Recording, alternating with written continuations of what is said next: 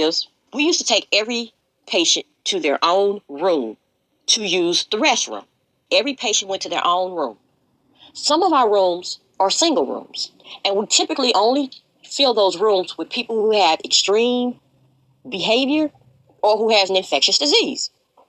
So in order to do that, there was a system to where this many people had to be on each hall. You had to staff the unit to where you had this many people on each hall in the day room, able to do doctor's call and all of the above. Well, eventually, we were getting half the staff that were required for the floor. Not to mention we'd have 4 or 5. We've had up to 6 one-to-one patients. Each one-to-one patient is supposed to have a staff member assigned to them that does absolutely nothing else.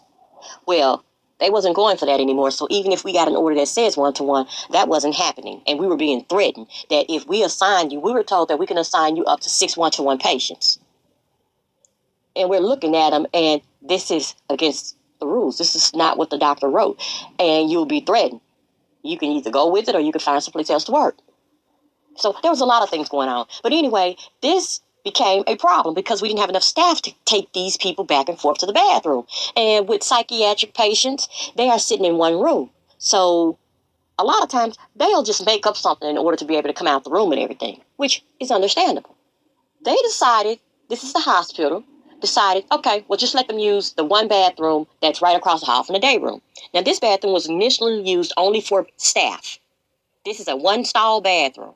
It's not a big bathroom at all. It's one toilet. So now you have 26 people who are in and out this one bathroom. And I mean, that bathroom is probably being used 40 times an hour. But their rule became, we can't have that bathroom locked. So now people are in and out this bathroom all the time, but they're walking in on other people. They're invading other people's privacy. Not only that, the bathroom is in direct eye of a camera. You can't do that. For one, psychiatric patients are liable to walk out without any clothes on. It's an invasion of privacy. You cannot do this. This put us at risk for any type of lawsuit that can happen. It doesn't matter. When it comes down to it, any nurse in CNA can tell you, the last one to get blamed for anything will be the physician. You can't even sue a physician without first going through a medical review panel chosen by the state. The medical review panel won't even hear a complaint until you pay them upwards of $200. They won't even listen. You can say a doctor came in and stabbed this patient. They're not going to hear it or even read about it until you pay them to do so. You can try to get the judge to waive the fee. You'll still be held accountable for that fee later. This is how protected they are. So another thing became, there are people who have infections, who have infectious diseases that's using this bathroom. It's an unlocked bathroom. You have no staff. You have no way of controlling who actually walks into that bathroom. You created an environment that is very dangerous. Oh, well, just make sure you take the people who have infectious diseases to their bathrooms. Okay? So now you're violating people's privacy. For one, these people are not mentally challenged. You'll see the video. These people are not walking into walls. They are very aware of what this means. And we have had problems to where people have blurted out against other patients, oh, they must have AIDS or something. They didn't care. But again, we have no staff. So it did not stop anyone from going into this bathroom anytime they wanted, because they're not going to walk up to us and say, I got to use the bathroom. They're just going to follow the circle. So it would take a psychiatric patient who is very wicked, who does not belong on the floor, to come and alert staff, this bathroom is filthy. We've seen where urine is everywhere, feces, menstrual blood. It's filthy. And washing hands, again, are not high on the priority of someone who is truly sight. So what they're doing is they're going into this bathroom, tracking it back into this day room. This day room is where they eat, have their snacks, have visitation, watch TV, do exercise. This is their main room. How many people have gone in this bathroom and back into this day room before someone informs staff that it's a mess? So what we were told was, okay, we're going to fix this one too. Because, of course, we didn't have a housekeeper or janitor who remained on the floor. Staff was being cut everywhere. So we were told, okay, Well, y'all get the sandy wipes, and in between each patient, clean the bathroom with sandy wipes.